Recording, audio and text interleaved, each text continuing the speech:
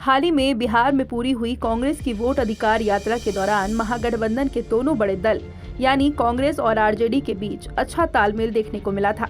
राहुल और तेजस्वी दोनों ने मिलकर नीतीश की बिहार सरकार और मोदी की केंद्र सरकार को जमकर कोसा था।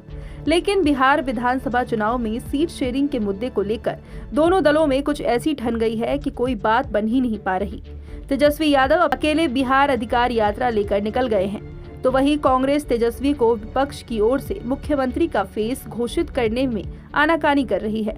हालांकि तेजस्वी कैमरे पर इस सवाल को टाल रहे हैं। हमारे गठबंधन में कोई कंफ्यूजन नहीं है और बिहार की मालिक जनता जो है वो मुख्यमंत्री बनाती है। इस बार बदलाव चाहते हैं। आप बिहार के किसी व्यक्ति से जाके पूछिए, सर्वे कराइए कि किसे वो देखना चाहते हैं, जवाब मिल जाएगा। तेजस्वी यादव को देखना चाह रहे हैं लोग। अब हम क्या बोले, जनता से पूछिए। लेकिन हमारे गठबंधन में मुख्यमंत्री चेहरे को लेकर कोई कंफ्यूजन नहीं है, समय पर घोषित कर दिया जाएगा। तेजस्वी भले ही कह रहे हों कि सीएम फेस को लेकर कोई कंफ्यूजन नहीं है, लेकिन सीट शेयरिंग को लेकर मसला इस कदर उलझ गया है कि अब लालू यादव इसमें दखल दे सकते हैं।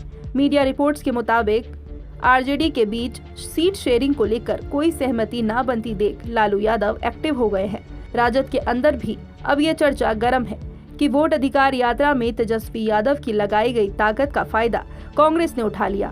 यात्रा समाप्ति के समय जिस तरह से कांग्रेस ने प्रभाव दिखाया और महागठबंधन की जगह राष्ट्रीय स्तर पर बने विपक्षी महागठबंधन इंडिया अलायंस को सामने खड़ा किया, उससे महागठबंधन और राजद बौना हो गया। ऐसे में अब लालू प्रसाद यादव का फॉर्मूला ही प्रभावी माना जाने लगा है।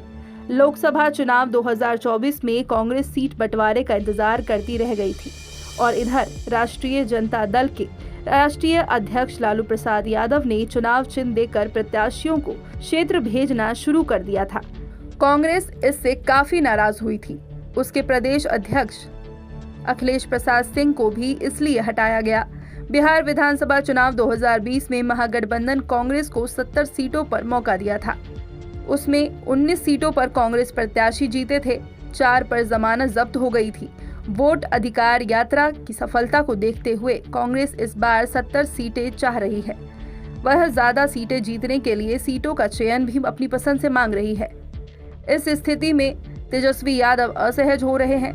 अब देखना होगा कि आरजेडी लालू यादव के इस फॉर्मूले को अपनाकर कांग्रेस की सीटों की डिमांड से डील कर पाती है या नहीं।